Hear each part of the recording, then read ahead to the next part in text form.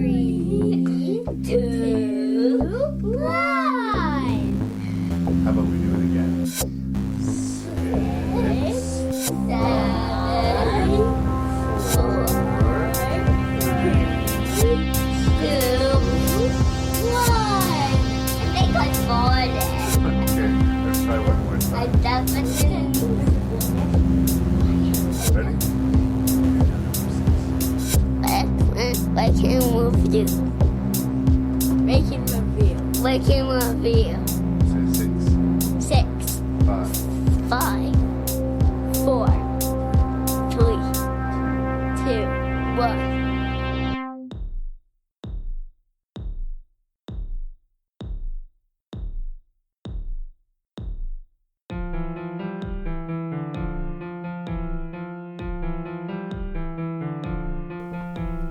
And then it was episode 97 of Rank and Review, and once again we will be discussing creature features. And this episode marks the return of former Rank and Review champion Karen Gesy, and she has some strong words for her competitors. Yes, it's been a while since we've heard from Karen, and it's always lovely to hear from her, so we've got a good episode on the horizon. But before you venture into it, you should go in knowing that there will be spoilers and there will be coarse language. I'm your host and random Canadian Larry Parsons. As always, thank you so much for checking out the podcast. I would really value any feedback you had. You could send that to ranknreview@gmail.com. That's ranknreview@gmail.com. Let's roll into this. Let's talk about some creature features.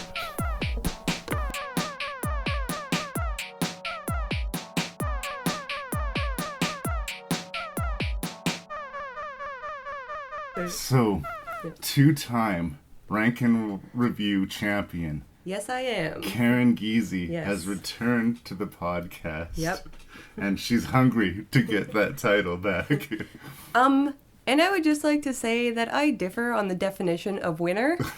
2-time beats 1-time, hands down. You are the only two-time Rank and I Review am. champion. Yeah. But And yes. 1-time 0 for 6. 0 for 6 as well. So, just Yeah, saying. I gotta go over some of the records. See, because I only started giving out awards for 0 for 6, like about the halfway point. Yeah. There's a few other people. I think your brother went 0 for 6 with me in the zombie.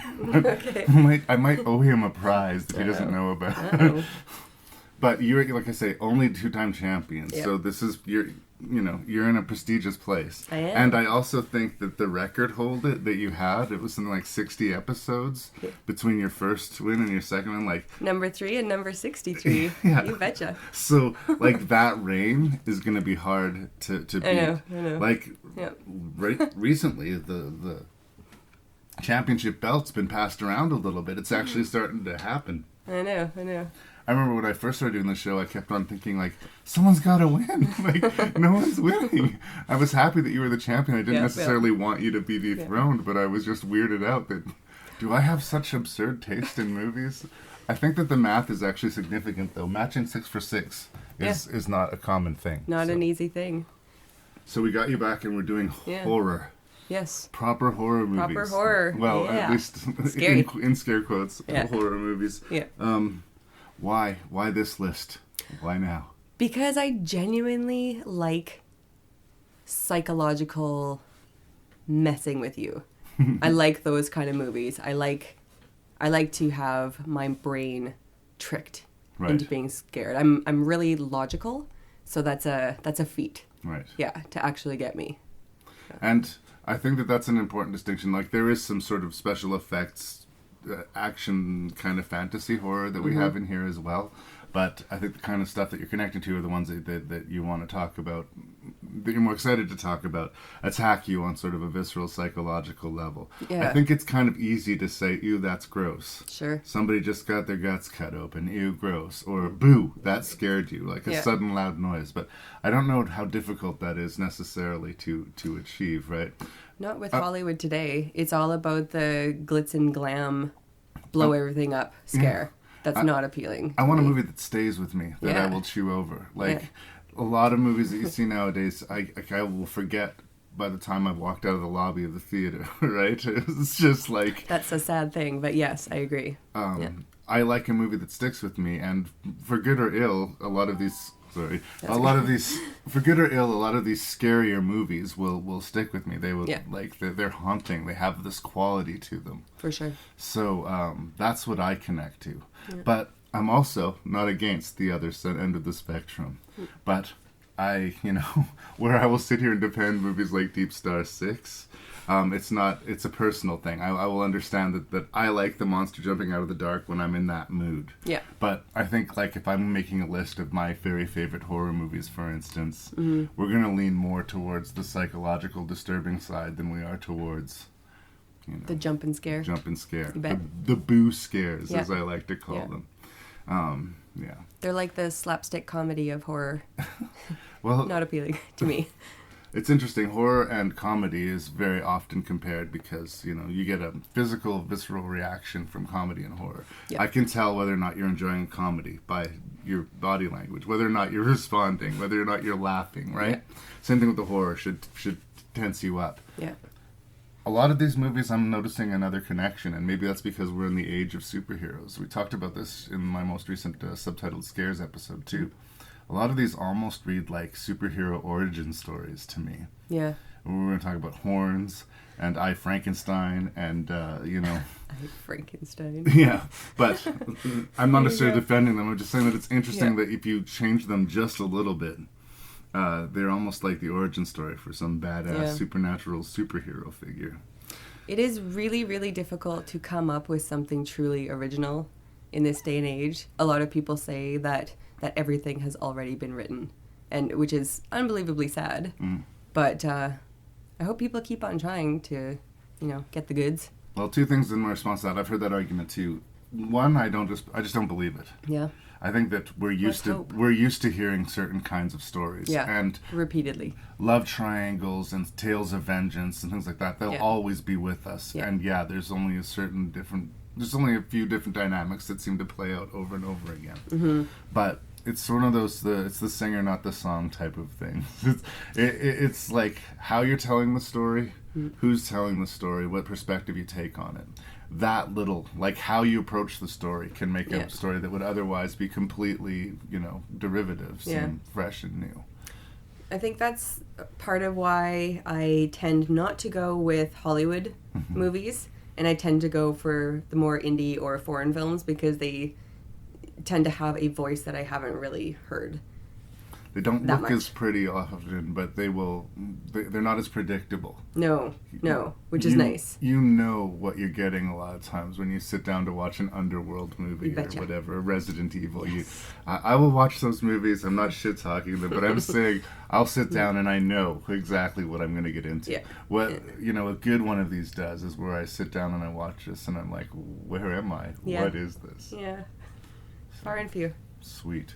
Few and far. Is there anything you would like to say by way of introduction before we list off these 6 movies and start? Well, I would just like to say that I hope I become 3-time champion because people are on my heels right now, which makes me a little nervous. Uh-oh. Take that as a challenge. Yes. Well, I'm not going to cook the books. Like I say, I've never cheated. I've never cheated on rank and review. It's weird because a lot of times the middle movies, too, I'm not as passionate about the rank. Yeah. And it'd be like, on another day we would agree, but unfortunately, this is not that day. Exactly. Yep. Okay, well, the 6 creature features that Karen and I are going to discuss this day. I, Frankenstein, starring Aaron Eckhart. Daniel Radcliffe, starring in Horns. We're going to talk about The Babadook.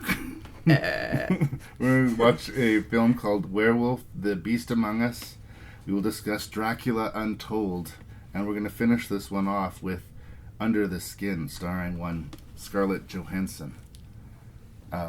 Those are the 6 movies that are going to be ranked and reviewed, or more accurately, reviewed and then ranked. Yes. This day. Yes. Thanks for being here. Possibly butchered. Possibly butchered. We shall see. Frankenstein. The rumors are true.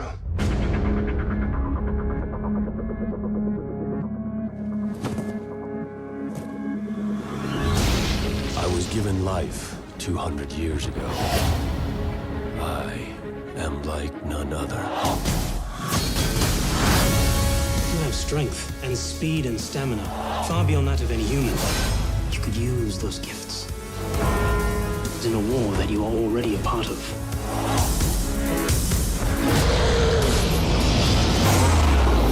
I go my own way. You cannot save the human race. Nothing can stop their demise.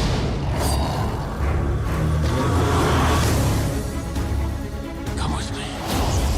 There's an entire army of monsters like me. Tens of thousands of them. Could mean the end of all mankind.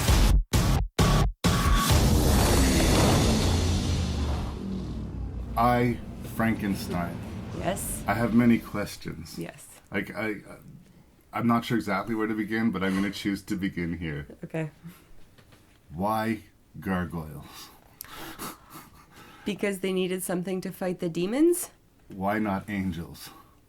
Because it's been done before? Has it? I don't know, it's just weird to me. I mean, Aaron Eckhart is a decent actor in the middle of a terrible special effects horror movie called I, Frankenstein. Terrible. Terrible. It takes the premise of, Mary Shelley's novel seriously up to the point. Yeah. He did murder, Victor Frankenstein's wife. He is the creature. He did live in the Arctic for many years learning ninja skills. But he gets drawn into this war between demons and gargoyles. The gargoyles representing the good, the demons the bad. And they need him because he's unique, because he's an empty vessel. He has no soul in him. So the demons have this really convoluted thing where they can create creatures without souls, fill them with demonic souls, and take over the world. Yes, they can. But going back to this gargoyle thing, it seems like the movie is set up that this is the power of heaven and hell going at it. It really does seem like they should be angels. Yeah. And there's another similar themed, I guess, series of horror movies called The Prophecy, which has good and bad angels fighting each other. Right. But I don't know, we haven't really, I don't remember a lot of horror movies where we see angels throwing down against demons. I mean, they're out there, but there's not a ton of them. It seems like a strange choice. Yeah. And when I was a kid, I liked the idea of the gargoyles more traditionally, They're guardians. They sit on the corner of your building and they protect your property, right? Yeah. It just seemed like a strange jump. Yeah. But, I mean, what about this movie isn't strange? Does it pitch well? Did it seem like it would be a good idea on paper? I don't know. So, I've come out of the gate here. I'm not a fan of I, Frankenstein, but I'm hoping maybe Karen can help me unpack this. What have I missed? I have nothing good to say about this movie, really. Honestly, it's they took a fantastic story, Frankenstein story, Mary Shelley. Yeah. Fantastic story. And they bastardized the crap out of it. I don't know what these people were thinking, but I mean that's what sells, right? To these youngsters is the flashy type of crap. Well, and the flashy type of crap is as close as I will come to the compliment to this movie. Yeah. There are sequences with when all of the demons en masse attack the cathedral, and they're all pouring over the side of the building in waves. Yeah. Where that looks cool. And there's scenes where I could turn the sound off and watch the gargoyles fighting the demons and say, that's pretty. But I didn't feel anything. I didn't care when any of them died. It didn't have any weight or reality to it for me. Yeah. But I'm not going to say that it wasn't well executed and didn't look good. It does. It looks good, but it is so essentially empty. And because it's based off something that is so not empty. Not at all. If you're gonna hitch your boat to this Frankenstein thing, well, pick a side on it. Obviously, they go for the sympathetic treatment of the creature, which I've said in the past in the podcast, I am unpopularly not a supporter of. To me, I stop cheering for the creature after he strangles a little boy and kills this woman, right? Yes, he's wrong. Yes, he's a creature that was created, but he is a monster. And in this movie, he's dreamy. He's supposed to be like this thing that was made of other corpses and tied together. And In the book, it's not really implicit, even that it's electricity that is the thing that ignites him. But he's supposed to be this horrendous, horrible creature that people... He's an outcast because people are revulsed by the sight of him. Yeah. So it's kind of a weird choice for me that he's like this rippling, sexy dude. Sexy dude. Well, I mean, I do have to say, like, I kind of agree, like, the whole... I was really disappointed when it turned from the more traditional Frankenstein movie into a battle of good versus evil. Yeah. So super disappointed. Yeah. I do... At least, like, for a while, he was referred to as Frankenstein's monster and not Frankenstein, which is a bone of contention for me, which was also great. Oh, and aside, don't you think that the demons kind of looked like the Fly?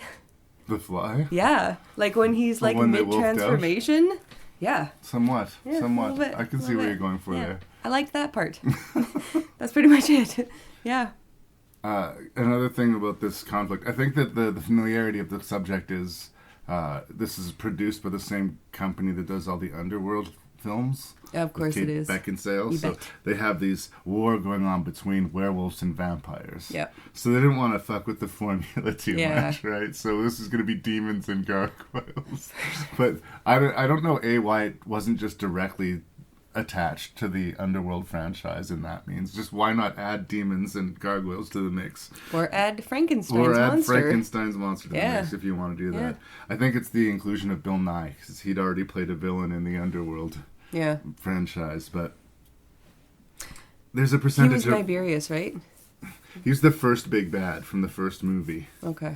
of Underworld franchise. I've never actually seen Underworld. Oh, no? Okay. No. I'm not a big fan of Kate Beckinsale in tight-fitting clothing. No, that's totally fine. She's a hottie. She's totally hottie. No, it just, like I said before, I tend not to go with Hollywood-type movies with no substance. And absolutely, Underworld would apply. And I'm not going to be, defending Underworld a lot. Yeah. But I will say the worst entry of Underworld, better than I Frankenstein. There you go. There you go. Yeah, it wasn't fantastic. But. Know what you are, I guess. Because Adam, as he is called, or is the name given to him, Miranda Otto is in charge of the gargoyles. Where did they get these great actors to be in this movie? Sure. But he's neither good nor bad. He's a wild card. Yeah. But they play it as sort of this obtuse rebel thing. I'll look after myself, I don't need anyone. I don't need anyone to be nice to me. I don't even care if they're mad to me. Exactly. You bet. He clearly needs to spend more time with people. There you go. He's been alone too long. But there's another Frankenstein movie. It's a found fiction film, The Frankenstein Theory. Fan fiction? Found footage. Found footage, okay. Film. And it posits that makes the pretend idea that, okay, the Frankenstein story was real. And this camera crew, some guy, for whatever reason, his family is connected to it. He believes that it's a real thing. And he hires a crew to go up to the north to find evidence to prove that it's true. And in that, they actually encounter this creature that's been living by itself up in the north. And, it's a found footage, whatever, but it's far more credible in its incredible construct than I Frankenstein is. Yeah. I understand we're dealing with stuff that's on its face kind of silly. And, I don't gel with the idea of Frankenstein's monster in the modern world the way a lot of people seem to. It's a very commonly revisited thing. Sure. But they didn't bring anything to it. Like, it really was pretty lights, ripped abs, and no substance at all. Yeah, it was filler. Yeah, really, and bad filler at that. Filler with a whole bunch of holes in it. Yeah, I don't know. I like Aaron Eckhart, as an actor. I don't think he sucks. Miranda Otto will probably never get a role as awesome as Eowyn in the Lord of the Rings movies. Yep. So maybe we should just stop waiting for that. But I really like her. Yeah. So, give her something to do. Yeah. No, bad movie. Yeah. Nothing good. The best I could say is if you're doing house cleaning or something like that, play an album that you like, and you can just have the visuals going on the TV, and you can look over every now and then while you're vacuuming and go, ooh, gargoyles. Pretty much. I don't know what more I can say about Frankenstein. I mean, there's really we've nothing. been mean, but I think it... Justifiably. Not undeserved. Yeah. Skip it.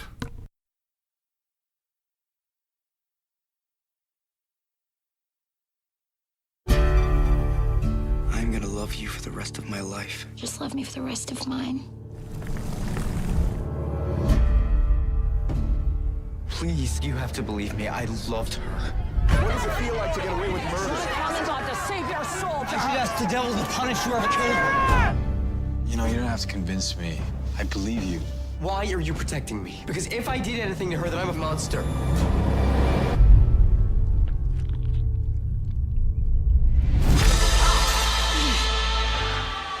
How do I look? Did you notice anything unusual? In my heart? What are they? You know how I think we should proceed? I should grind me up some OxyContin and have a little snort.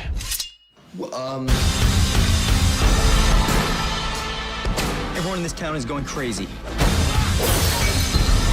I think it's because of me and these horns. You killed that innocent girl. Now the devil has claimed you.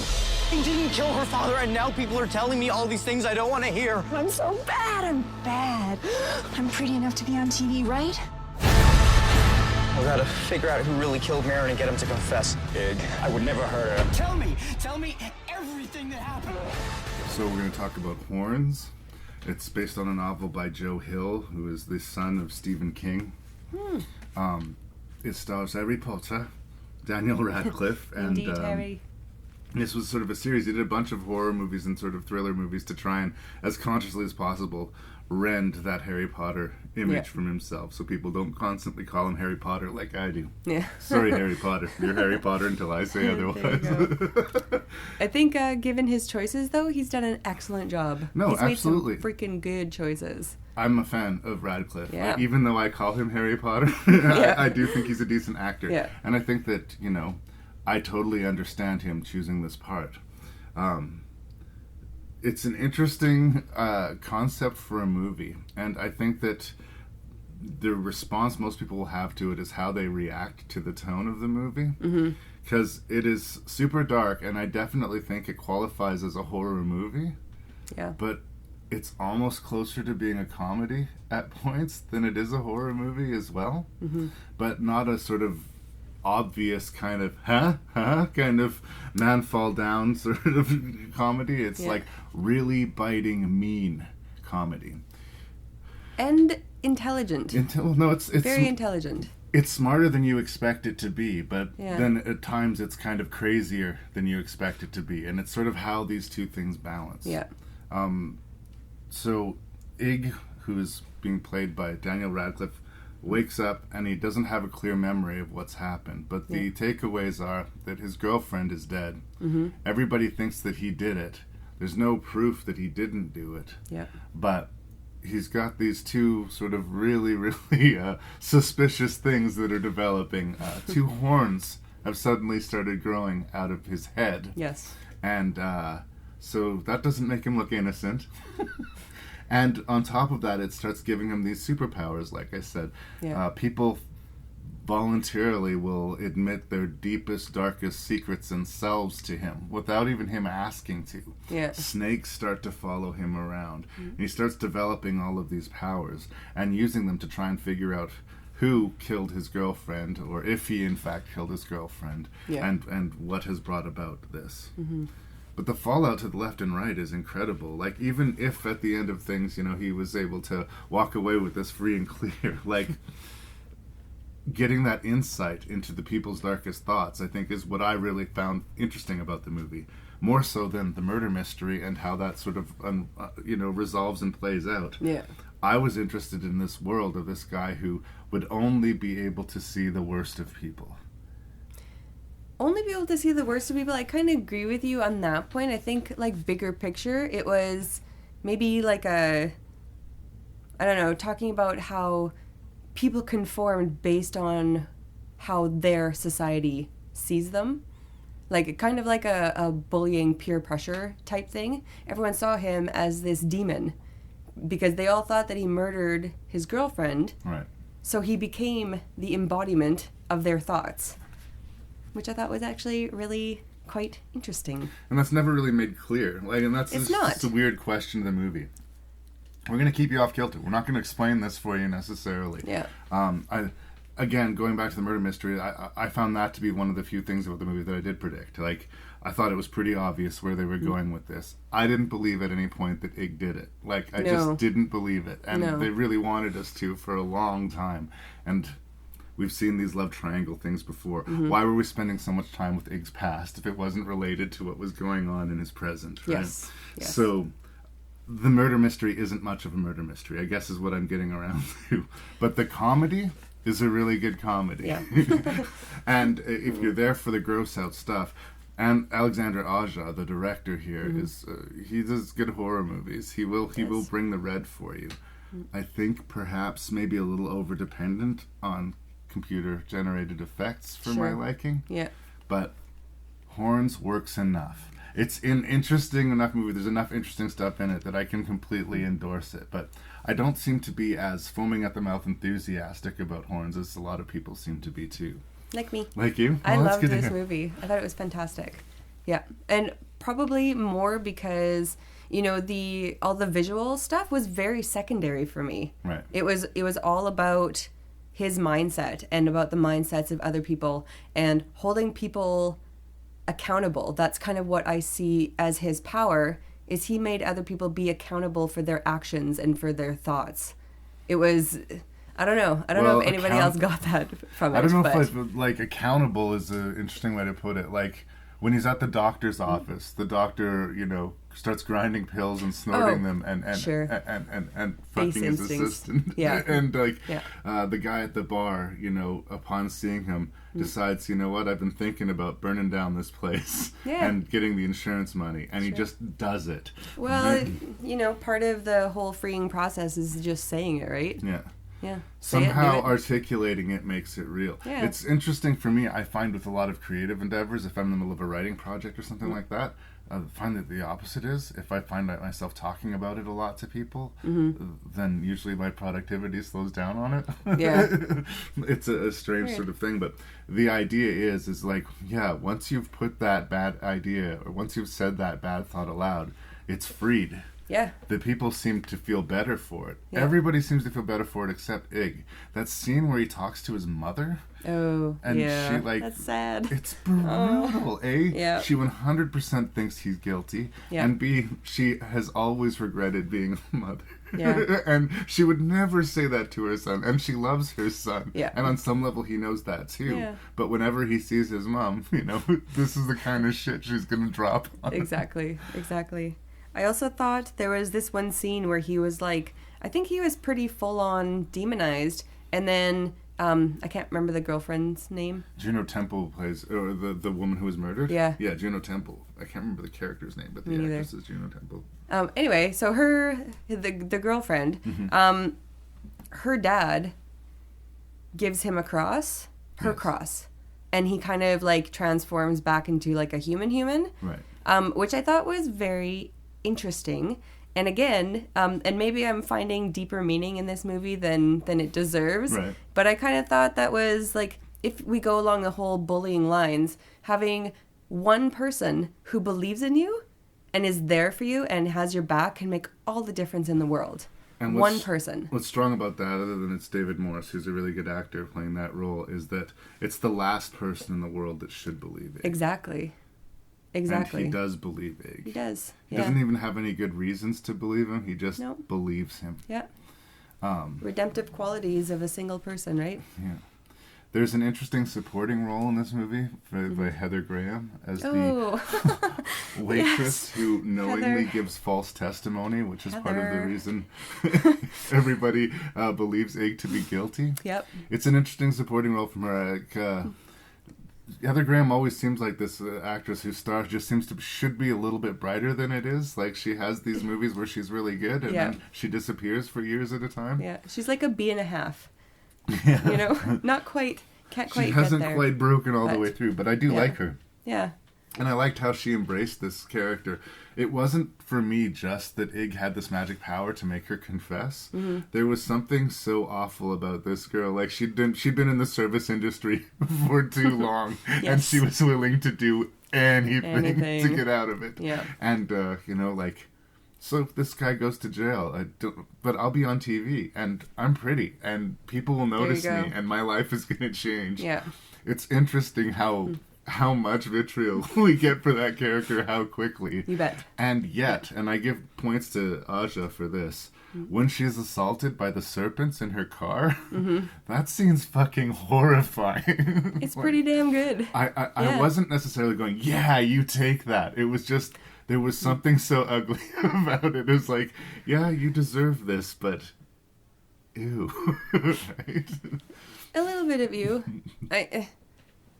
Yeah, again, maybe like, your own demons attacking you type of thing. Your own, I don't know quite how to voice that, but karma. She gets bitten in the face, like her beauty is attacked. The vanity is attacked. Yeah. Ah, perfect. Yeah. Perfect. And really, really perfect. So even if she recovers from this, she'll never recover from this, right? Like, no. I got the feeling like she was getting killed. But like, there's a horrible scene in the movie Seven where one of the victims by John Doe her face is cut up, and she's given the choice to take sleeping pills or call the ambulance. The nose, wasn't it? Yeah, her nose had been removed, and she takes the pills. So yeah, I like, again, I guess Seven is one of the many things that probably were an inspiration for Horns too. Yeah. One of the things I think that Joe Hill has taken from his old man that might not be for the best is his tendency, I haven't read all of his books, but I read a few, to work in black and white. There are characters who are good, and there are characters who are just bad. And I find most people exist in the gray netherworld, right? Good people sometimes do shitty things. Absolutely. And bad people will occasionally do nice things, right? But although for probably very different reasons. There was something about the way things unfold when we find out. We're going to spoiler territories here. He has this confrontation with his best friend, and he realizes that this has all been because of the one guy who he was trusting, right? Yeah. And again, I felt that coming a long ways. Yeah. And he has this interesting turn, because when he first is confronted, he seems very emotional and upset about it. And then they have a fight and a struggle, and a third party gets his head obliterated by a shotgun. Yes. And our evil masterman cackles maniacally at this. He's not horrified by it. He's not like, this is a person he's known his entire life who just died brutally in front of him. And he chortles. Yeah. And I guess, like, the idea of that is kind of horrifying, but I just didn't buy it. I don't buy that anybody reacts to that. Even if you're, like, evil to your core, that's a sudden shocking moment. There's an oh fuck thing, right?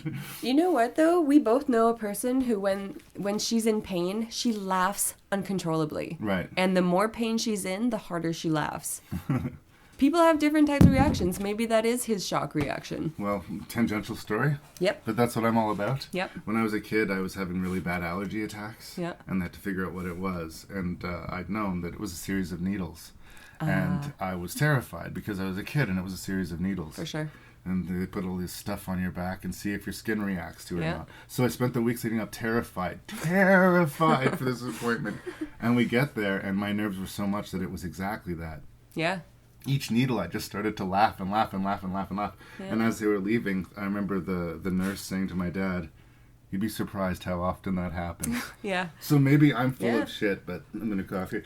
So maybe I'm full of shit, but there was something about that moment where I just kind of was like, does he have to be this evil? Does he have to...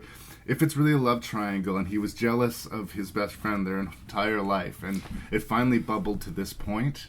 I would think it's more than a love triangle, though. This is like psychotic obsession. Yeah. Really. Yeah. But in a way, it seemed like a slow burn. He'd known this guy's entire life and never got a whiff of how broken he was. Yeah. And he wasn't just a little bit broken. He was woo crazy, right? Yeah. And I think that they could have dialed that down.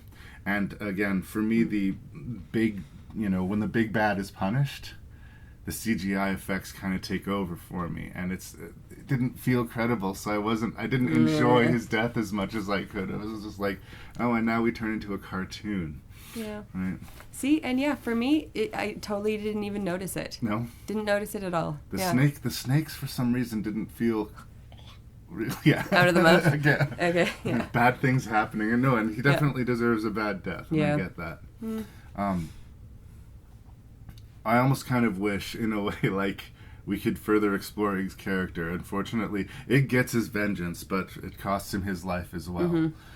But like I said with this whole superhero origin thing, like, the further adventures of Ig and his horns would be kind of interesting to hear about, you know? Yeah.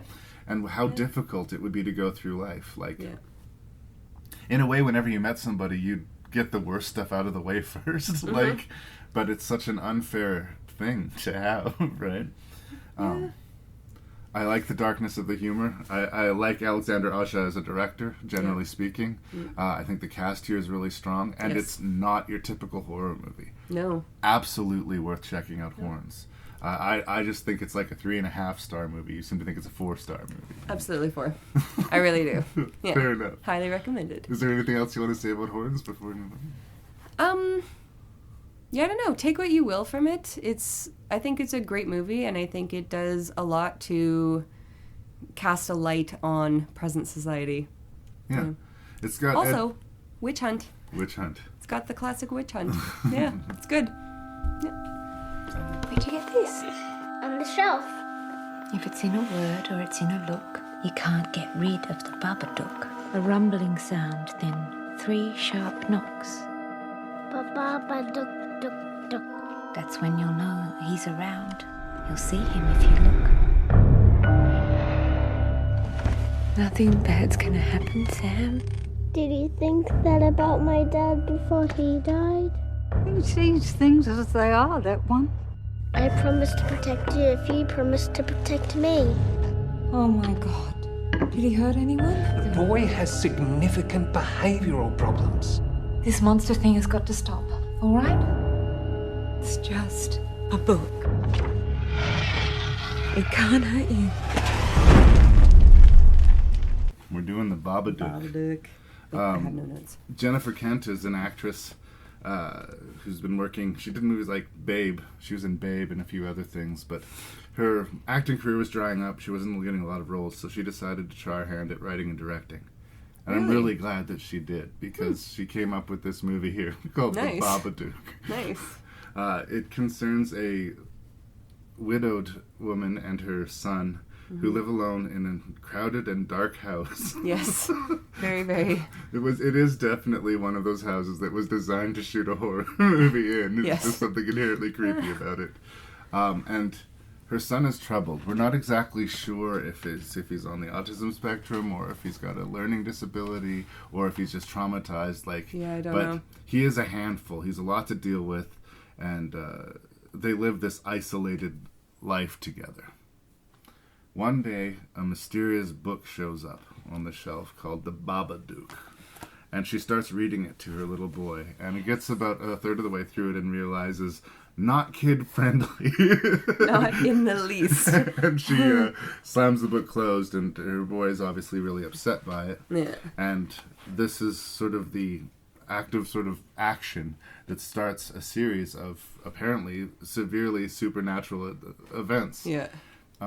This is all tied into her own personal psychological state, and her grieving over the loss of her husband, and her frightening, growing resentment of her child. In a lot of ways, I got some Shining vibes off of this movie, in that The Shining, especially the book, sort of plays off of that powerful love connection that you have with your kids, has a sort of a flip side where sometimes they just drive you completely crazy, right? Yeah. And if that side takes over, bad things happen, right? Yeah.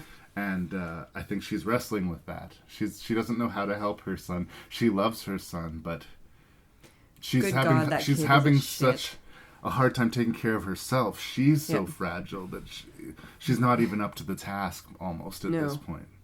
So, things continue to escalate, and both she and her son grow stronger through this supernatural adventure. But the large takeaway from me is that the performances are amazing, and the movie itself is terrifying. It is. And yes. That's what I go for. That's what I want to see when I go see a horror movie. So, big fan of the Babadook. But I would love to hear what K2 has to say. I completely agree. I thought this is probably one of the best horror movies that I've seen in a really long time. Absolutely. The psychological aspect of this is exactly what I look for in a good horror movie. There's no glitz and glam about it. Like the house you were talking about, the house itself is just oppressing. Yeah. It's like, it's absolutely, both of their mindsets manifest. It's fantastic. Yeah. Yeah. Creepy, lovely. There's a tricky thing that you have here when you're reliant on a child performance for a movie. Mm-hmm. Now this little kid, I'll see if I can find his name. Oh my God. I think it looks like a really young version of Clockwork Orange guy. Yeah. Oh. Noah Wiseman is the name of the kid. Noah Wiseman. I'm never going to be hard on a child actor, and I don't think that he sucks in the movie, but what I love about him is that he is so clearly a kid. Yeah. Like, a lot of kids that have grown up Hollywood or who are professional child actors, if you sit down and talk to them, there's no difference. Like, they don't sound like kids, they don't behave like kids. Nope. They're really short adults. They're young adults. Yep. Yeah, even when they're 8 or 9, whatever, they just talk very eruditely and very...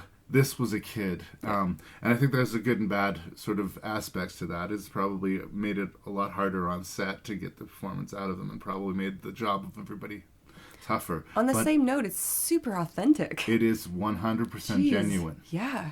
Another movie that has a similar thing is called The Fall. It's centered on a little kid's performance, and a lot of people think that she's terrible. And I think that she's a little kid. Yeah. She's a believable little kid. And we so rarely see believable little kids in movies that we almost don't recognize it when we see it. Yeah. So I think that the kid is awesome, but I don't know that he's necessarily an actor. I think that was like a very finessed performance that they got out of this child. Yeah. But genuinely chilling moments. When he goes catatonic in the backseat of the car... Like, the hair stood up the back of my neck. You know, as a parent, those weird things that he would do to act out to get his mom's attention, when he climbs to the top of the play structure and then he stands just with his feet on the bars and starts yelling for his mom. Yeah. It's terrifying on several levels. It's terrifying just as he's doing it. It's terrifying as he's yelling. And it's terrifying how long it's taking his mom to notice what's going on. Yeah, right? Exactly. And... the movie builds these tensions like amazingly well. Yeah. So.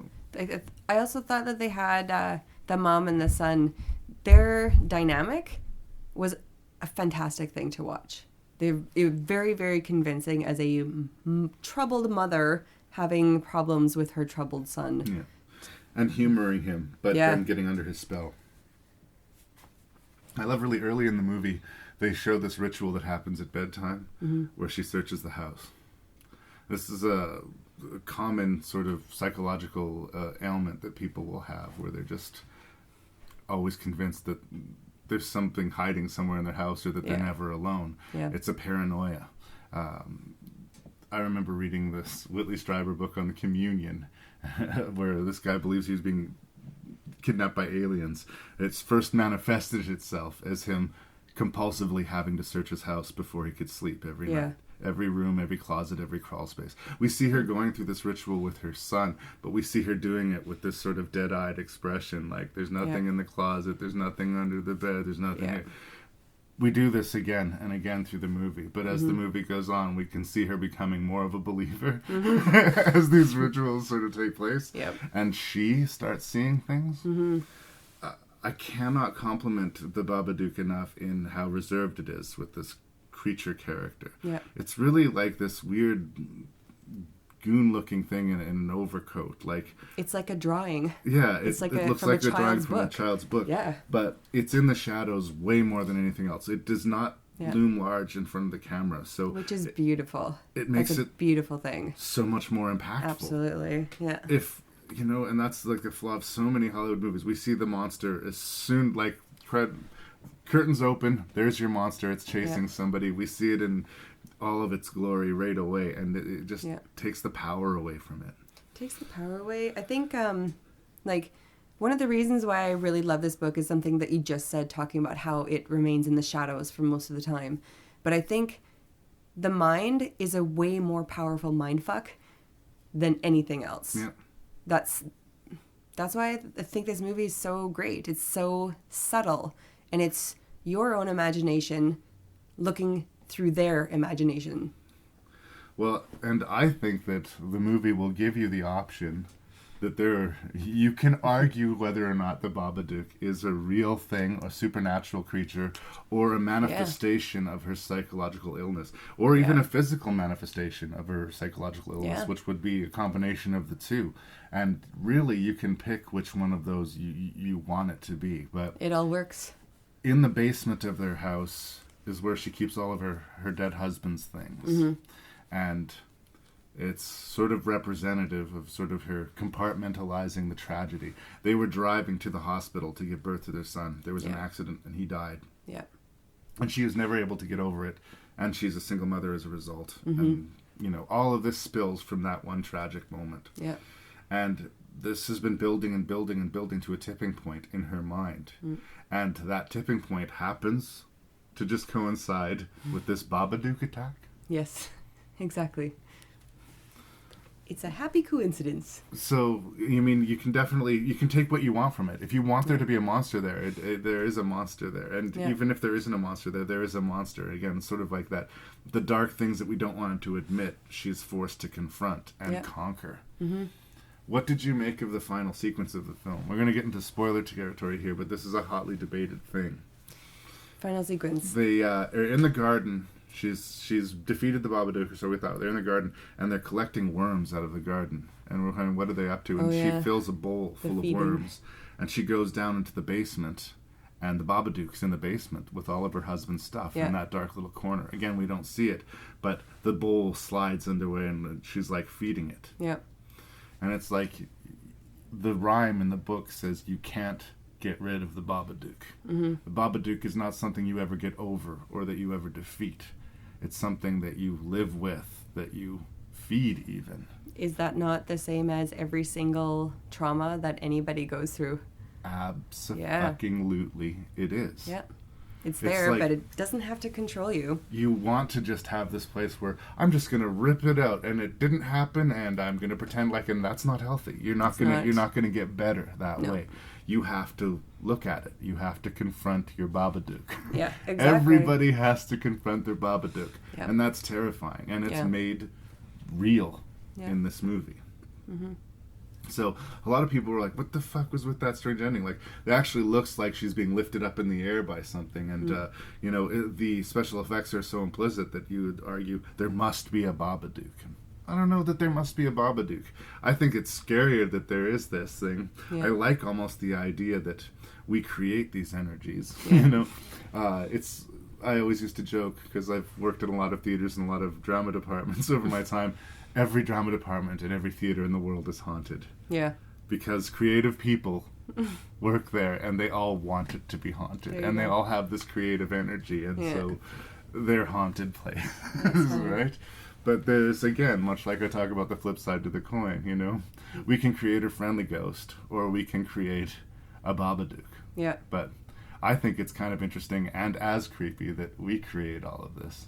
So, yeah, like the Babadook comes about from not dealing with your shit. Yeah. It will make you deal with your shit. It'll make you deal with your shit, but at the same time, you know, the repercussions of you not dealing with your shit are other people, like this kid, being super hurt. Like, bad mother. That's another thing that I would say that I love about the Babadook. Who's the hero of this story? Yeah. I would say that the child is the hero of this story. The main character of the story is arguably the mother, obviously. Mm-hmm. And she does go from the place where she almost wants to walk away from her child to screaming at this demonic this demonic figure that if you ever touch my child again, I will fucking kill you, right? At the same time, it could be argued that the Babadook is the actual hero. You know, she needed to. a kick in the ass. Babadook gave it to her. Yeah, I guess. You know? I wouldn't necessarily wish that upon someone. No. Babadook was the best thing that ever happened to her. Really, really. Good things can come from really shitty things. Yeah. You know? But the little boy concocts weapons to do battle. Like, he's prepared. He sees this coming. Yeah. So when the Babadook, quote, possesses his mother, you can either say he saw this madness coming and he knew she was going to turn on him. Yeah. And he loves her in spite of this and is going to try and see her through it in spite of this. Yeah. Arguably, he is more of a psychological salve to her than she ever is to him in the movie. You bet. Now, by the end of the movie, they show that their relationship is improving and that she's, she's in a healthier spot. Engaging. Yes. And she's feeding her Babadook and being a mom and living her life, not living in grief anymore. And that's the big sort of win for her. Hey, Mom. I'm 100% on board. I do think this is one of the best horror movies made in recent memory. Yep. I have one complaint. Uh-oh. One complaint, and it's not really a complaint, it's just personal to me. Yes. Dogs in horror movies, man. They always have to kill a dog. They do. In horror movies. And there's something so terrible about this cute little puppy dog being squeezed to death. Death of innocence. Metaphor. Yeah. Metaphor only. I get it. It's just one of those things like I am a dog person. And I'm just You're a dog person. Yeah. There's so many horror movies where the dog dies, the dog has a brutal death. Like, kill a fucking cat. You know what? Hey, I'm a cat person. And if it was a cat, killing. you'd be having this conversation I would. instead of me. Bullet point, though, if you haven't seen the Babadook, do. Oh my God, do. We're talking about all this deep sort of psychological stuff swirling around it, but I don't want to miss the fact that it is a very frightening horror movie. It is. And there's not a fluffy bit to be found in this movie. Really freaking fantastic. Highly recommended. When the moon is full, the beast will be unstoppable.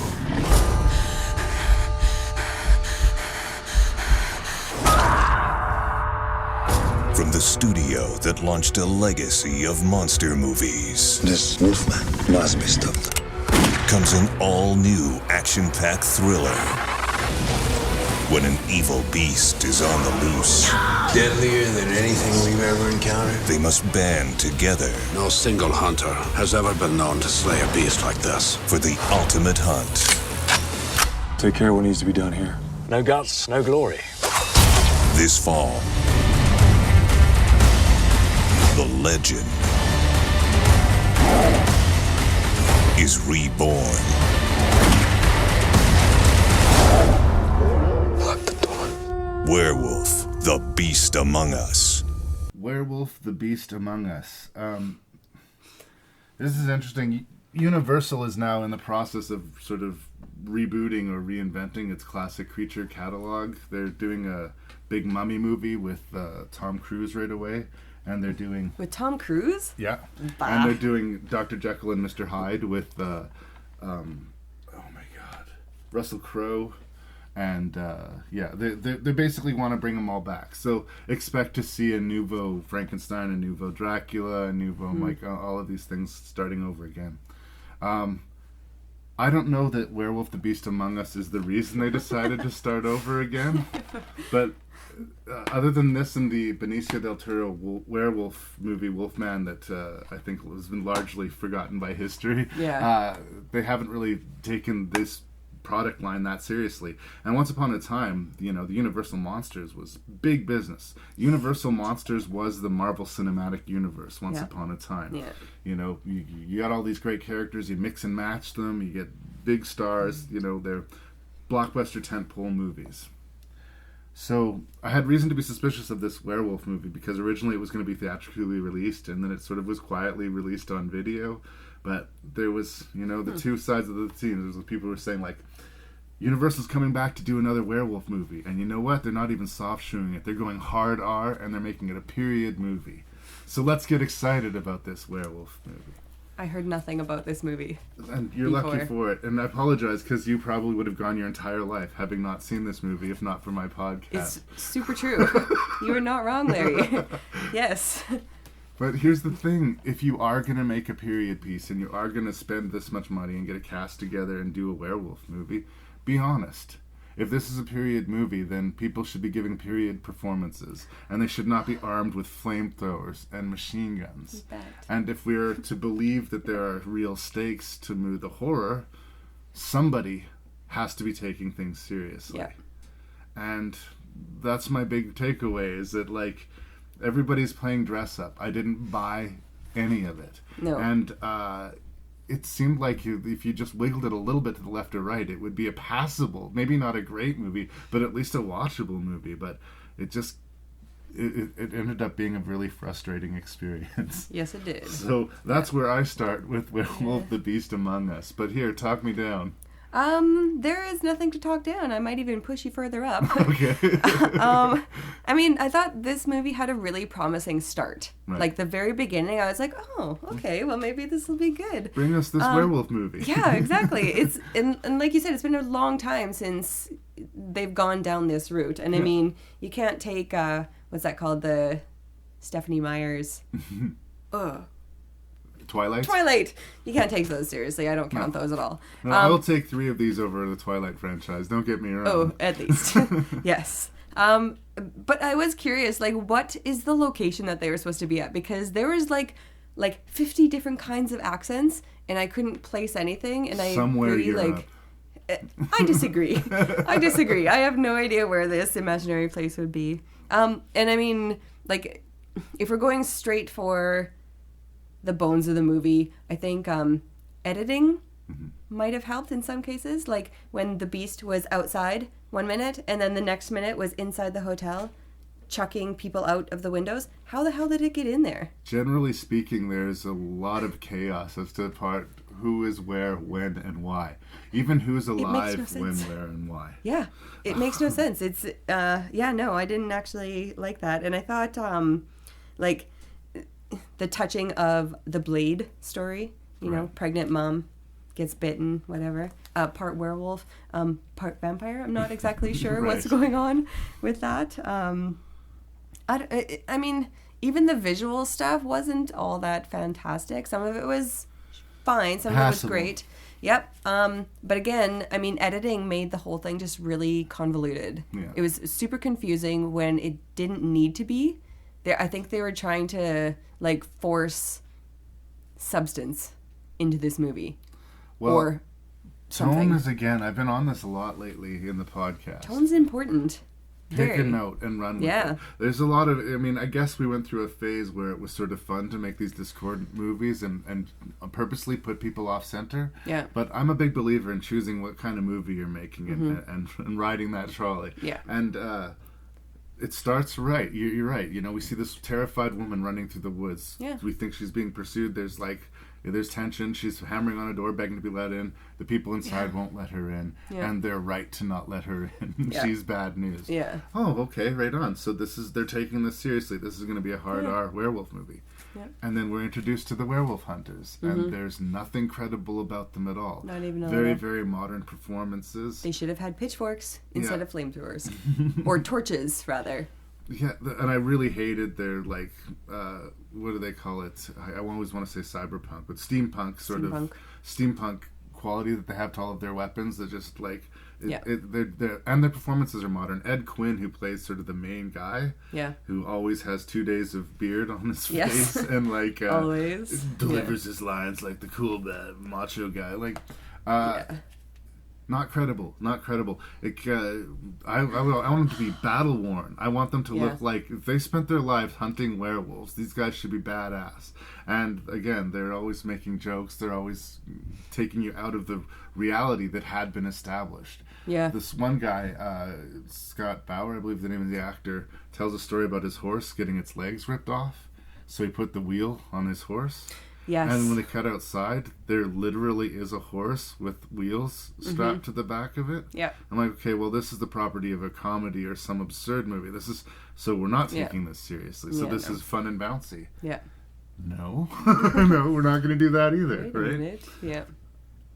if they were trying to make this big deal, there's a young kid in the town that they've come to help clean up this werewolf problem, who's really eager to help them, really wants to, join the werewolf hunters. Yep. And I don't know if it was supposed to be a big twist that he was the werewolf, but again, at no point was I surprised that he was the werewolf. No, and he's the one, he had the sweet girlfriend, right? Mm-hmm.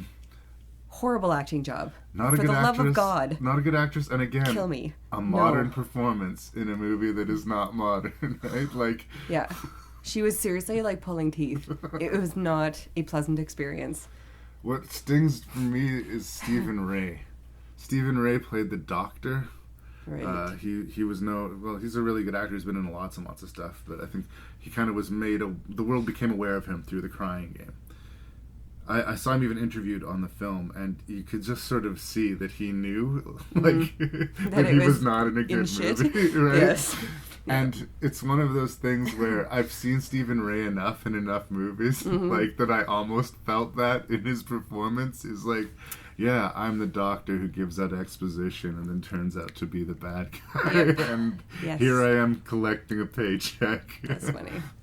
But it's the clumsiness of the execution, because I will give a B monster movie all the rope it needs to get a passing grade. Like, I want this movie to be fun and good, or scary and good. Yep. I want it to work. Like, I don't like to think of myself as one of these snide, difficult critics who just enjoys being clever at how he eviscerates movies, right? I want it to be credible, and it just isn't. It's really not. We have this big betrayal moment that could have happened where we find out, that the doctor not only knew who the werewolf was, but has been training the werewolf and sort of making him victimize people he chooses, people he deems unworthy or whatever. And he shoots the Ed Quinn character in the back, the main werewolf hunter. Mm-hmm. And if that was the end of that character, like if he literally died at that moment, it would have, he would have stopped irritating me. I don't think he's a bad actor. He was doing what was asked of the role, but it was just not good. But I was like, oh, wow, we just lost our main good guy. Oh, this just got interesting. Yeah. Nope. No. Nope. Through convoluted thing, the werewolf is chased into this weird catacomb place, and they have a final confrontation. And everybody shows up. As if, like, they had this agreement. 1:15 a.m., we're going to meet in the crypt and have our final confrontation. Like, why people show up at that exact place at that time, it makes no sense. No. The doctor shows up. Shock, the doctor's there. And then the Ed Quinn character shows up. He's alive. Yeah. And, like, revelation after revelation that is just making me want to just tear handfuls of hair out of my head. It's like, you could not have executed this in a more sloppy way. And you have the money, you have the cast. Like, the pieces to make a good movie are all right there in front of you. Yeah. I don't understand it. It's one of those really frustrating things. It's like, this should be at least okay. This should be okay. Should be. I think, there was one point in the movie, I think maybe about a third in, when they finally showed the werewolf, like, close up. Mm-hmm. And I thought that might be, like, a redemptive part for the movie, was the fact that they weren't showing this creature. And I have here, and like, oh yeah, not seeing the werewolf. That's great. And then it's like, oh, I spoke too soon. Because once you saw him for the first time, he was there all the time. Yeah. But he was not credible looking. He looked like a puppet. Mm-hmm. He looked bad. And I don't know who funded this movie or produced this movie. Good God. Look at what you're putting out there and fix it. Yeah. Yes. It was unhappy about that. I'm also, I guess, a little bit of a traditionalist when it comes to the werewolf genre. For me, if you're bitten by a werewolf, you're fucked. You're fucked. You are fucked. Mm-hmm. The best case scenario is that, you kill yourself or you are killed before you, and they trying to, like, really make this into a happy ending. Not only does our main character a werewolf, but he's going to be a good werewolf, and he's going to hunt bad werewolves. Mm-hmm. I don't think it works like that. I don't think so I'm pretty either. sure. Traditionally speaking, werewolves, I don't think they really know It's the beast takes over. It's called The Beast Among Us. And typically that's what it is. You know, we have this animal self, especially associated in men, right? Yeah. You know, and we can't, when you become the beast, you are the beast, you are untethered, you cannot control it. It is out there. Yeah. And I think kind of taking that away from it is, I don't know. That's not how I prefer my werewolves to be handled, personally. Agreed. Yeah. You have personality when you're not the beast. When you're the beast, you're just that. Exactly. That's as it should be. Yeah. Really, as it should be. Yeah. They overthought it a little bit. Yeah. I mean, I like that they made a hard R werewolf movie. A lot of horror movies these days, they're strictly in the PG environment. They want to cast a wide net. Mm-hmm. I don't know. I kind of like it, you know. The horror of being, especially with these monster movies, is the idea of being attacked and eaten by a monster.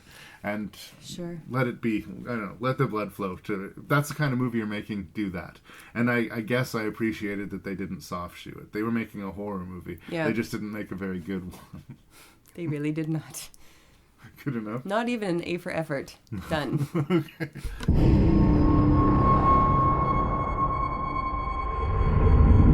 My father was a great man.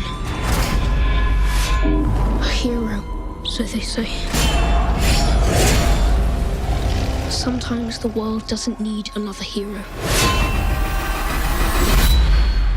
Sometimes what it needs is a monster.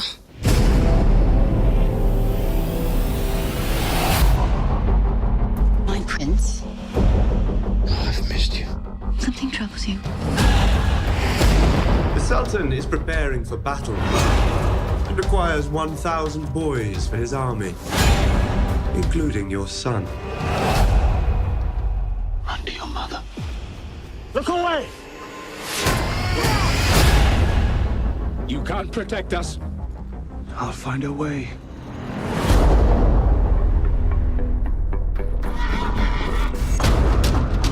I have been waiting an eternity for a man of your strength to arrive. Which brings us to Dracula Untold, which I like to refer to as much better than I, Frankenstein.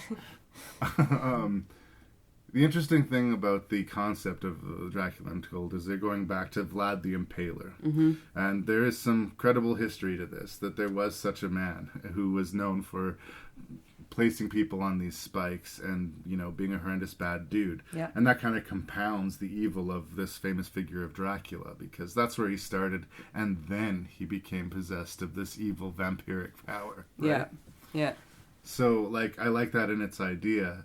In the execution, I think that they might have made Dracula too likable in a lot of ways. Like, he's the good guy. He's a heroic figure in this movie who needs to defend his family because the evil armies have come through and they want to commission 1,000 children from his domain, including his own son, to be incorporated into their own army and taken away and trained as soldiers. Yeah. He does not want this, but he's not in a position to do anything about it. So Luke Evans, playing our Dracula, climbs to this cave where Charles Dance plays a quite creepy vampire, and he asks to be given the power to protect his family. Yeah. This power comes with a catch. You're going to really, really want to drink blood, and if you drink blood, then you are fucked. You will be cursed for life. But in the interim, you will have all the power you need to protect. And it's only drinking blood within the first 3 days, right? Yeah. Yeah, but it's sort of got this chunky thing. You get this feeling like it's not going to be an easy thing to avoid. Yeah. So, such is the premise for Dracula Untold. Yeah. And so, and for the most part, I think it's serviceable, and I like it a lot more than I like I, Frankenstein. Yep. But I'm not foaming at the mouth either. No. So, I mean, it's pretty faint praise to say better than I, Frankenstein. Yes. Yes. But it's technically well executed. I like Luke Evans as sort of the lead, and I get having the muscular, sort of sexy, swashbuckling Dracula, because Dracula has always been sex and violence in one package. So it makes more sense for him to be, you know, dreamy Luke Evans than it does for Aaron Eckhart being dreamy Frankenstein's monster, right? Yes. It's more credible. It may not be credible, but it's more credible. It is. So I am lukewarm on Dracula Untold, but I mean, I'm not going to be too mean about it. So yeah, before I get into this though, I have one question. So I noticed a whole bunch of times that Dracula was wearing a cape that was all billowy and stuff. What good is a cape if it keeps on blowing away from your body? It looks fucking awesome. Does it?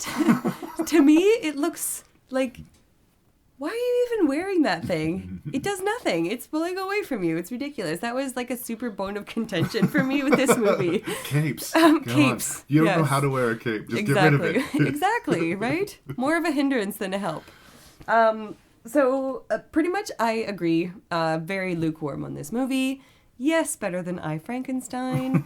I like Tywin Lannister as the monster. Right. I thought he was good. Charles Dance. Yeah, because he's just like generally creepy. You know, I'm sure he's a very nice guy. Yeah. But, you know, his demeanor in most things that I've seen him in has been, like, overbearing, creepy, you know? If you've heard episode 75, you'll hear Ashley and I foaming at the mouth over his performance in The Golden Child. The Golden Child? Yes. Like the Golden Child? Golden Child. That really? Is correct. Wow, I gotta watch that again.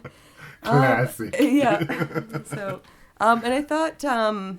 like, and again, going back to the traditional thing of the vampires, you're bitten, you're fucked. Yeah. So I didn't really jive with them changing it.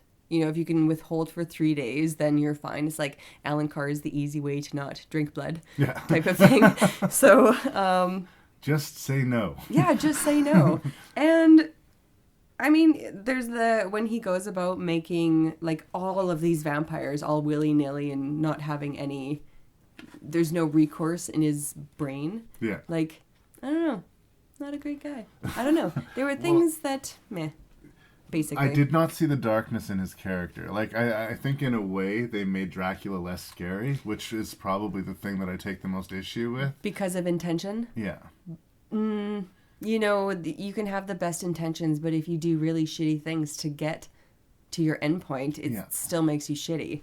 And he should be scary. Like, he's a seductive figure, right? Yeah. Particularly, like, when we used to see Dracula, he's trying to seduce Lucy and Mina and, you know, either drain them for blood or claim them as his eternal bride, whatever. Yeah. But it's a seduction, and he's luring them to the dark side. This eternal life, anything that goes on forever becomes hell. It's not a good thing that he's inviting you into. Yeah. Right? So... he's bad. He's a villain. Dracula is a bad guy, has ever been on the side of the dark, right? Yeah. And I'm uncomfortable with that. Also, and this is just built into it being an origin story, how's this movie going to end, Karen? Not very well. Well, he's going to become Dracula, right? Yeah. He's not going to be able to resist it. This evil is going to overtake him. And we know that from the second that the curtain rises on the film. Yeah. Like, it's not necessarily the film's fault, it's just by the nature of it being a prequel, but we are going to watch this guy, for good or ill, become a monster. So try not to get too invested in, you know, things working out super good for him in the end. Which just goes to show you, again, what I was saying, what you do in the interim matters. Yeah. Endgame, whatever it is, good or bad, you know, for someone else, for yourself, it doesn't matter. But what you do in the interim matters. It really does. Yeah. So, yeah. Technically well executed. There is a impressive and ludicrous action sequence where Luke Evans literally takes on like 1,000 people by himself. But notice he's not wearing the hampering cape. No, that would be an encumbrance. Yeah. It's ludicrous, but it is entertaining. Sure. Like, he almost don't think he needs the rest of the army behind him. Like, that he could have just handled this completely by himself. He pretty much did, didn't he? And like, the level of superpowers that he's giving him just makes him this absolutely unbeatable foe. Like, they overpowered him to a ridiculous degree. Yes, they did. Yeah. In order to make the, you know, final confrontation somehow evil, the floor is coated in silver, which will weaken him so that he can actually have a fight that might have some stakes to it for a little while. But come on, really? Yeah. We know from the very beginning of the movie that this is going to end with Dracula, and we know that Dracula is not a good dude. So I think I would have shown that. This would have been like, everything goes back to The Shining, right? Mm-hmm. This is a Jack Torrance. This is a guy who has good intentions but is flawed and is sort of driven mad, either by evil forces or by himself, right? Yeah. And I should have seen this noble person, what's his flaw? What's Dracula's flaw in this movie? Wanting to protect his children? I guess so. I don't know. I kind of think that that's like another note, like talking about intentions and what you do, what you put forth is what you eventually become. Right. So you start out as a good guy and you do shitty thing, you become that shitty thing. Right. Intentions. And yeah, again, what you do matters. What it takes to get there is important. Yeah. But, like, you don't want to just lay there and take it and have your son enslaved and go to... So, but is the more noble thing to die fighting then? Sure. I don't know. I could just go back to, and again, I guess I think of the Francis Ford Coppola version of Dracula with Gary Oldman, where we saw this warrior who'd done all this terrible business, killed all these people, put them up on spikes as a warning to others to show all of his power. Yeah. And then when he gets, after doing all of these great things, and when he finds out that his love has been taken from him, he renounces everything. He renounces God. He's like, if I can't have this, then fuck everything. Yeah. He was obviously a flawed person. And I think if you put thousands of people on spikes, you're a broken individual at some level, right? Like, none of that reads in Luke Evans' character. And I don't think it's a bad performance. I think, again, he's doing exactly what the script wants him to. But I don't believe he's capable of, doing all these terrible things that we know Vlad the Impaler did. And I understand that it's not really being a legitimate historical film. This is obviously a horror fantasy construct that we're in. But it's such an interesting idea to go back to Vlad the Impaler. Why make Vlad the Impaler kind of a softie, Yes. Make him badass. Which, if you look at history, he was not a nice, gentle puppy. No, he was not. No. And if he was already badass, we could almost be scared to see what happens when he gets this power, right? Yeah. I don't know. I just found myself watching the movie, not hating the movie, but thinking it would have been really cool if they'd done this. Yeah. And it would have been really interesting if they'd have taken this approach. Yeah. And they got the cast for the most part right, and they got the look of it right, and they've got a couple of impressive action sequences. But again, I think it's a movie haunted by the better movie it could have been. Yes. Agreed. Good enough? Good enough.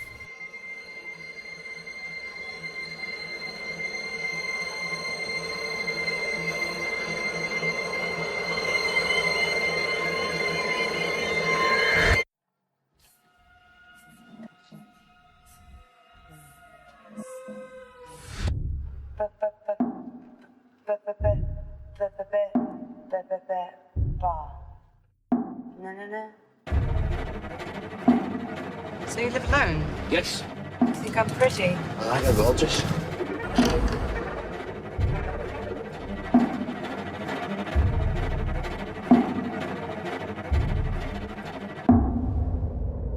Come to me.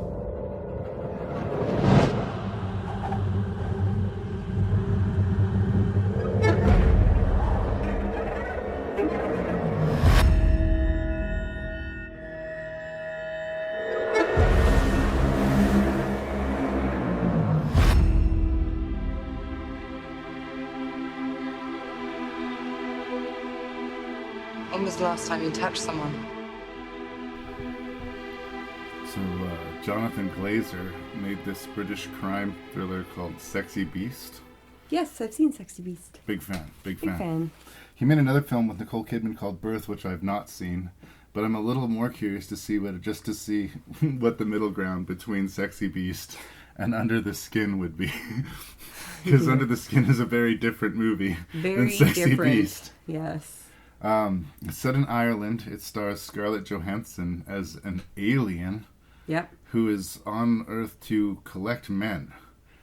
It's a very strange film. Like, that is basically the plot. I mean, I would say I would do a plot synopsis, but that's it. Yeah. It's very minimal in its dialogue. It's got a pretty hypnotic score. and an epic coldness to it. Yes.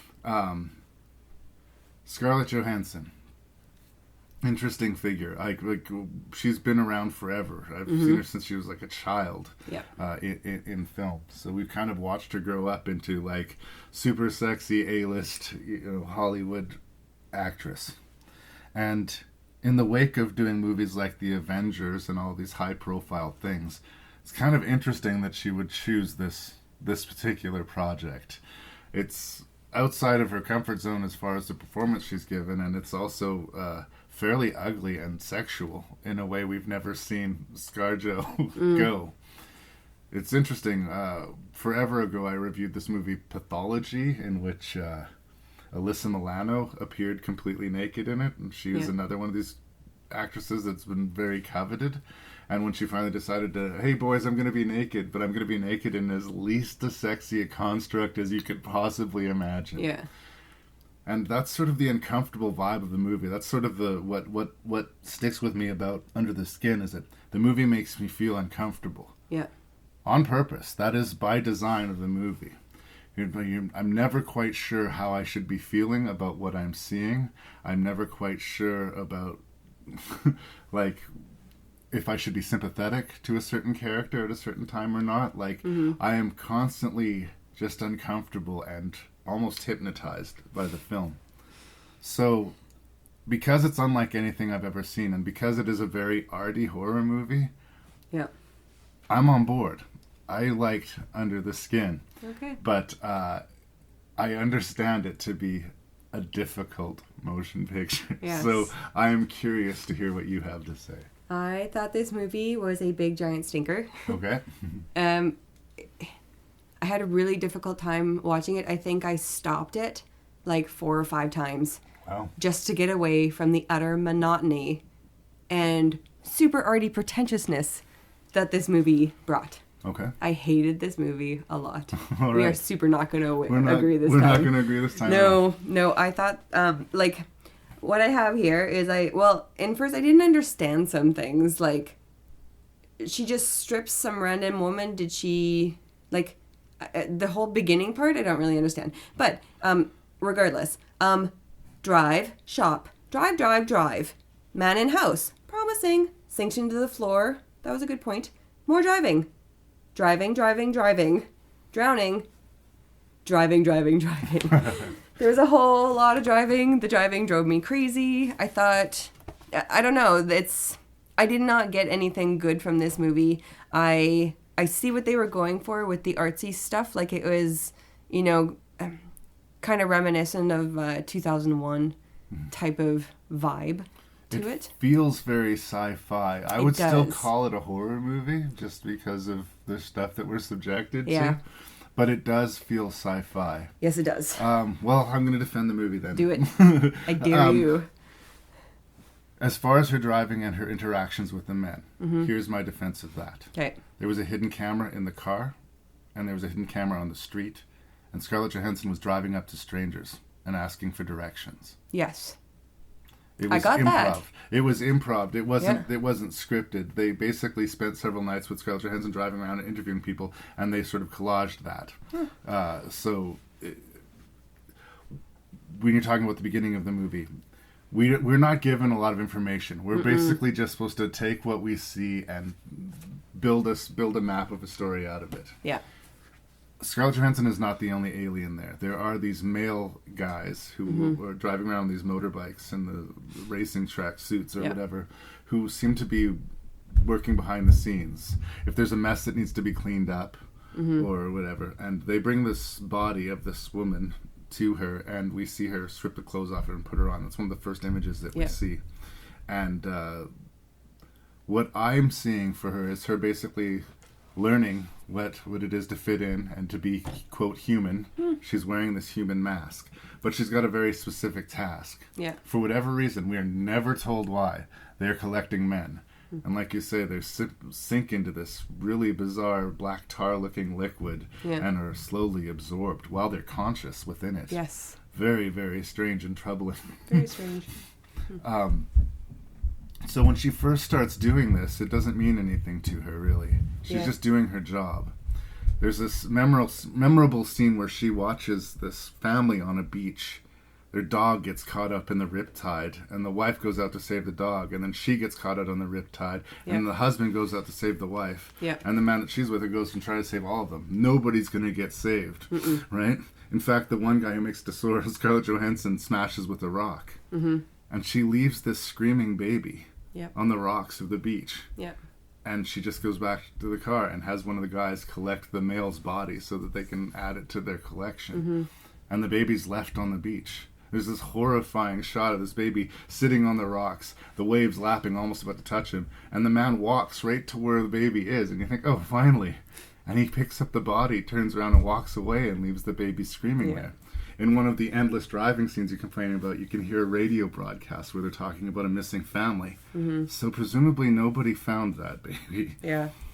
And again, Scarlett Johansson watches this all go down with eyes as placid as a dough. And so, do we like her? Do we hate her? How do we land on this, right? So when we get towards the end of the movie, when we see this really brutal end that happens to her, how are we to feel about it? What are we to make of it? Okay, I can see your points. I found a lot to chew on in that. Yeah, you did. A lot more than I did. I think it's very much a mood watch. Right. If you're not in the mood to watch, this was the very first movie that I watched. Okay. Yeah, I was super tired. I think I might have even been a little bit hungover that day, and I was just lying on the couch trying to watch this thing, and it just wasn't sitting right. I completely understand that it's not for everybody. And it is ice cold. The super movie ice cold. is, and again, if it wasn't deliberate, like I might be right there with you, or if I thought they went too far with it. But I'm curious about like the source material too. She meets another gentleman in her quest who is disfigured. He's got this really crazy elephantitis man sort of face, and he is so touched by the idea that this woman would be nice to him or would approach to him in this sort of gentle way that I think she's weirdly affected by it, so much so that she decides at the last minute she doesn't want that guy to be absorbed. She thinks she has second thoughts. It's forced upon her by the secondary, her backup team ends up taking that guy out anyway. But we've seen her go from the woman who would let a baby die of exposure on a rocky beach to this moment of compassion. So she breaks away from the formula. She runs. She just stops her hunt. She's no longer looking for men. She's basically just exploring the world. She has sex with a guy and just leaves it. Like, just... She's programmed to be seductive, so she still does that, but she sort of says, so where does this lead if I'm not leading them to their death? Oh, it leads to sex. Well, I guess I see what they're talking about, why they like sex so much. And, we come to this really chilling, grim climax. And I have to say, when we finally see what she looks like under the skin, literally, I found her disturbing and beautiful at the same time. Beautiful. That was my favorite part of the whole movie. Not just because it was ending, but I thought, there was like a certain grace to what was underneath. It's hard. It's impossible to describe. It really is. She's just a woman like you would see a woman, but like sheer black. Made of ink. Sheer black ink. And she gets assaulted by another person, and again, she wakes up and he's basically grabbing on her and being super rapey, and it's super uncomfortable. But again, we're watching this, I find, with almost the same cold distance that she was watching the family on the beach. Like, she doesn't deserve this necessarily, but she's done terrible things. She came to Earth to hunt men, and she killed a lot of them. The movie doesn't pull any punches, too. We see a lot of... Well, I guess we don't see a lot of graphic violence. We see a lot of graphic nudity, and we see a lot of cold ugliness.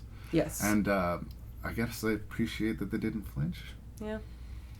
I would like to say that I would give this movie, like, based on what you've said, I'd like to say that I'd give it a second chance. But my opinions are so soiled from that first watch. I just can't. And usually, like, I've been told by many people that I like boring movies, which I consider that to be a boring movie. Because I like like to think of what's behind the actual story. I like the thinker pieces. Yeah. That just, I don't know, disagreed with me. It is languidly paced, and it's definitely one of those movies that you don't want to start after 10 o'clock. Like, you're not going to probably make it through. No. The score is done by this, I can't remember, she was a part of the band Mikachu and the Shapes. Really cool ambient score that sort of gets you into the sort of sleepy, haunting vibe of the movie. I understand that it's not for everyone, and when I say this is an art horror film, I absolutely 100% believe that. And if that sounds like wankery to you, then by all means, stay home. But I watch a lot of movies, and I can't really compare this to anything. I will give it that. It stuck with me. It stuck with me. It's unpleasant. It is and unpleasant. Anybody who's like heard, oh, Scarlett Johansson's naked in this movie, yay, let's see some naked ScarJo. No, it's not like that. It's not like that. It's not sexy at all. I wonder if that's why she did it. I don't know. Maybe that's exactly why I'm having such a hard time with this movie, is because, when I watch movies, I need to connect on some level. And there was nothing about that person that I could relate to. Not a single thing. Absolutely unfeeling, and I feel a lot. Yes. So, I don't know, maybe that's my problem with it, is so far removed from what humanity should be. You're not wrong, Karen. You're not wrong. Yeah. And again, I'm sitting here saying I don't even know necessarily what the journey was. Mm-hmm. So does that mean that it's a good or bad movie? How do I feel about her being assaulted, ripped, and burnt alive at the end of that movie? Yeah. And it's not like it's by another human being. It's not even that that the other aliens caught up with her. Yeah. It's like she became a victim of her own sort of designs. This is the sort of thing she was doing to men, luring men through her sexuality to their death, right? Yeah. And I guess in a way that she wasn't really lured, she was just fucking assaulted. But did she learn anything? Did she realize what she was doing was wrong? If she had to do again, would she have saved that family? I don't know. I don't know. I don't know. Well, I doubt that ending experience did anything to improve her opinion of people. Exactly. Yeah. But again, she abandoned the quest. This job that she was doing, she stopped doing it. Yeah. I don't know. I find it interesting. I think it's worth a watch, but I totally understand that people could not be as big on it. It's hard to relate to something you can't relate to. It's a big swing, and I said, it made me curious to watch this Birth movie, which I have not seen, that he did. Yeah. Apparently it was some controversy because there's a scene where Nicole Kidman has a bath with her son. They're in a bathtub together, and there's some sort of controversy about it. I don't know. Incest stuff doesn't really do it for me. So I would hope that it doesn't really do it for most. But I really, really liked Sexy Beast, and I quite like this. Again, this is a movie that I wrestle with and that I find interesting, and that I basically recommend on that. Yeah. But I'm not it's one of the best films of the year. It's it's really odd. Make sure you're in the mood for almost nothing. I don't know how else to put it. I mean, yeah, you and I have very different takes on it. And it could be a mood thing. It could be, I don't know. It could be many, many things. I don't even know what to say about this movie. I really don't. I'm at a loss. It is very cold and clinical, but like I said, it's not accidental. I don't think anything in that movie was accidental.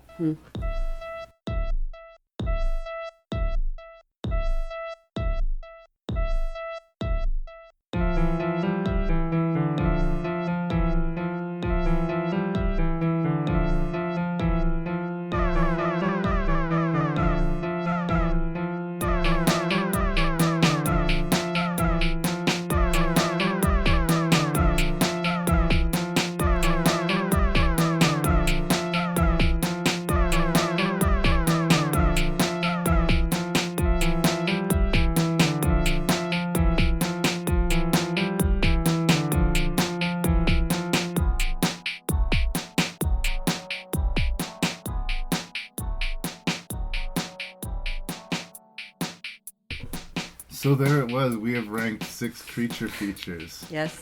Say what you will. I know that you're disparaging the quality. There are a lot of different movies here. Like, we kind of spanned quite a spectrum. Yeah. So I am curious. What was the least favorite of these 6 horror movies and why? All right. Well, I think this one we may agree upon. Okay. I Frankenstein. It was pretty freaking bad. Like, I don't know. I can't really think of any redeeming qualities about this. Like I said, I'm not a glitzy fireworks kind of person. Right. I always look for the substance, which I think is, or should be, more important than anything, is the substance behind. This did not have it. Yes. So, 5th, and this is where I think we're going to differ. Under the skin. Wow, all the way down there. Yeah. Okay. I mean, I can totally see your viewpoint, and I wish I would have been in a more suitable frame of mind for viewing this, but hungover on the couch, very first thing when you wake up in the morning. Probably not the best time to watch this. I'm sure if you saw this in a theater, it would have just melted your fucking brain. I'm sure it would have. And yeah, like I said, I really like thinker pieces, which I think this is very much a thinker piece. But it wasn't connecting for you. It was not connecting for me. So be it. Yep. 4th, werewolf. A lot of freaking flaws with this. First and foremost, if you cast somebody who can't act, you should probably take a second look at that. You want to fix that. Yeah. And I think, a lot of these people, and it was like you said, when it's supposed to be a period piece, it loses so many points if you fuck with that. Yeah. Yeah. If you take it out of that reality, it loses it for me. Doesn't matter how good your set design is. Doesn't matter how good the costumes is. If the performances aren't to period, you fucked it up. Exactly. You super fucked it up. And I think the main guy, the Stephen Rea. Stephen Rea was the doctor. Oh, he was the doctor. Ed Quinn was the head hunter dude. Yeah, the head hunter dude who was also in, what was that quirky little sci-fi? Lost? Nope. Before that. Oh, was he in Lost? Ed Quinn was in Lost. Really? Yeah. Huh. I don't know what character he was. He was one of the main powers of the island. He represented the light. Right. Yes. No. Eureka. Eureka. He was in Eureka way back when. Okay. That quirky show. Yeah. I thought he wasn't very well cast for that particular. I don't think he's a bad actor. I think it was just a empty role. Yeah. So 3rd, Dracula Untold. Right. Which I think we might be on the same par with this one, at least. I liked it, but I'm not enthusiastic about it. It was fine. Exactly. Better than I Frankenstein and Werewolf for sure. I take it or leave it. It doesn't grab me. I don't remember much about it, quite honestly. Nor about any of the characters, really. So, on that note, all right. Yeah. Second to the top is Horns. Yay. Yeah, I think you rated this lower than me. I really liked this one. I thought and yes, this is the one where I found the much deeper meaning. Right. I thought it was very much. There's a lot going on in that movie. Some might argue too much, but I don't think so. I don't think so. I think it. But yeah, I think it all relates back to, being bullied and society and how you react to that and how society sees you is how you become and all of that kind of stuff. So yeah, I really, really liked this movie. I highly recommend it. And of course, the Babadook. Babadook. Loved it. This is how psychological thriller horror movies should be. Yeah. This is what was of the past and what should be again, because this is gold. This is what it should be. It's interesting too. I think that we got so deep into the psychological aspect of it and into what we're dealing with our grief or our anger or whatever. Yeah. That I think we might have undersold how frightening that movie is. Oh God, because it is super fucking frightening.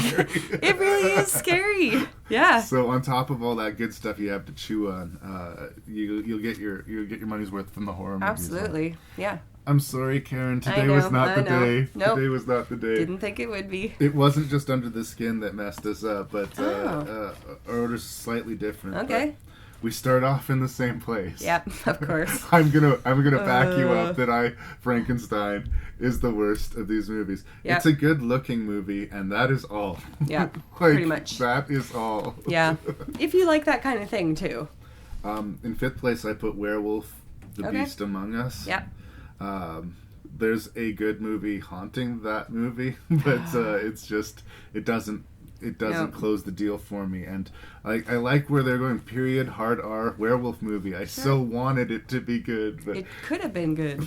Could have been. It's one of those things, though. Me wanting it to be that good might have been one of the reasons it was even worse. Yes. Like, because I had feelings. Yep. How dare I have feelings? In fourth place for me, Dracula Untold. It's a positive review, but again, this is a movie that's just full of potential to the left and right, and I think it's a good movie, but it might have, been great. Mm-hmm. I think it could have been better, so worth a watch, but there it is. Yeah.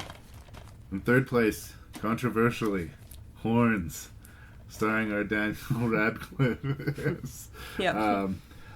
It's everything. Everything went into the punch bowl here. It's funny, it's scary, it's violent, it's strange. Mm-hmm. There's a pretty rich psychological component to it as well. Yeah. I mean, everything and the kitchen sink is in here. It's a real good meal of a horror movie. Like, you don't get. It's over 2 hours long. You don't encounter that with horror movies. You don't notice that either. And it goes, there's enough going on that it holds its length fine. Yeah. But it's very rare. You don't see a lot of epic horror movies like that. So, and I remain a fan of Alexandre Aja. I will watch whatever that man does, especially if it's a horror movie. I put Under the Skin in second place. I was haunted by the movie. That's what I thought. Yeah. I'm currently holding up the movie cases in Larry's order. Yeah, so I knew you could have cooked the books. Could have, yeah. It stuck with me. I found myself thinking about the movie a lot after I watched it, and for me, that says a lot. Yeah. When the credits ran, I remember sort of thinking, that was strange. Yeah. But days afterwards, images would just come into my head, and it's not something you want to start late at night, and it's absolutely not for everybody. Or first thing in the morning hungover. Yeah. But really. I agree, it's not for everybody. Yeah. But it is interesting. And if you wanna drool over Scarlett Johansson, there's probably a better movie for that because there's many, many better movies for that. She is naked in the movie. I guess that is undeniable, but there's nothing sexy about it. It's always treated with this clinical coldness. And I say that strangely to the movie's benefit. And to back you up, I think it's a movie that I should have liked. You think so? I think so. It seems like my kind of movie. But sometimes it just hits you the wrong day. Who knows? I don't know. I mean, I think I tipped my hand pretty thoroughly during the review. Yeah. I said that the Babadook's one of the best horror movies of recent memory. Yeah. It's hard to compare to. I'm a fan of Jennifer Kent. Whatever movie she does next, I'm 100% going to be watching it. For sure. She's not sequelizing the Babadook, and good for her. That is good. They could have franchised that character very easily, but instead they're just going to let it be a really fucking strong horror movie. Which is what most movies should do. Yeah. If you have a brilliant freaking movie, don't fuck it up. You know what we don't by need? making more. Babadook 2. No. We don't need it. No, we don't need it.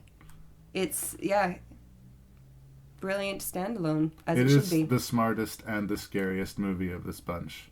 Yep. Horns is probably close second in the smart category, but I think that Babadook's just got a little extra edge on it. Yep. You were saying that Under the Skin was the movie that maybe you should have liked more than you did. I think Horns was that for me. Yeah. Horns was a movie that Larry should just be foaming at the mouth about, because it's really everything that I love in a horror movie. It's just and I do like it.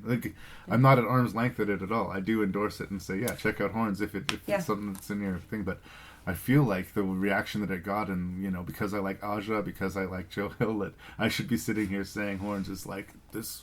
Horns is the epic horror movie of the last 10 years. But no, Babadook takes that prize. I think, both Horns and the Babadook for me, the reason I like them so much is because of how smart they are. Yeah. They're not, and I equate everything really back to the stupid humor that comes out a lot, which I just don't care for. And a lot of horror movies, they go with your old standbys, and they become stupid humor to me, in this scary sense. Or they take the easy route out, you know. Exactly, which is what stupid humor does.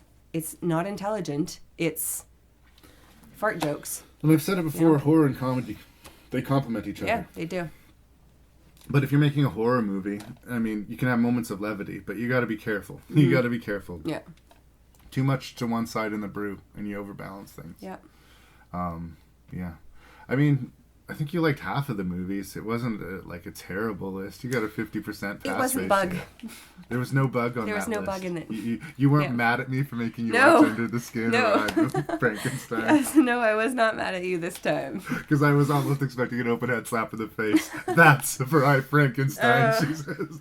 Yeah. No, I Frankenstein was another one that, I started and stopped multiple times. It's pretty short, and it's It is pretty short, It's and like that's the 88 thing. minutes or something like that. It really flies by. And I still needed a break to watch it. Multiple breaks.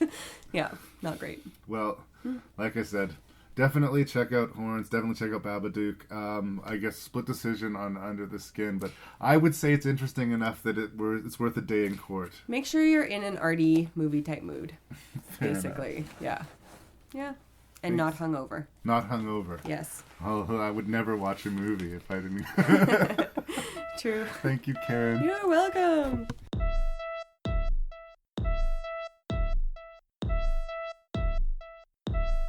And so the 97th episode of Rank and Review comes to an end. What'd you think? Did I get it wrong? Did Karen get it wrong? Well, you can write me and let me know at ranknreview@gmail.com, and I would actually really appreciate it. And since we're getting so very close to the 100th episode, if you could help me out by sharing this podcast with your friends on Facebook, or just telling your other movie fan friends about the podcast, it would be very helpful. A 4 or 5 star review on iTunes is particularly good for me. And if you throw me a like or a comment on the Facebook page, I will personally see it. And it will make me feel feelings that are good. So until next we speak, thank you as always for listening to Rank and Review.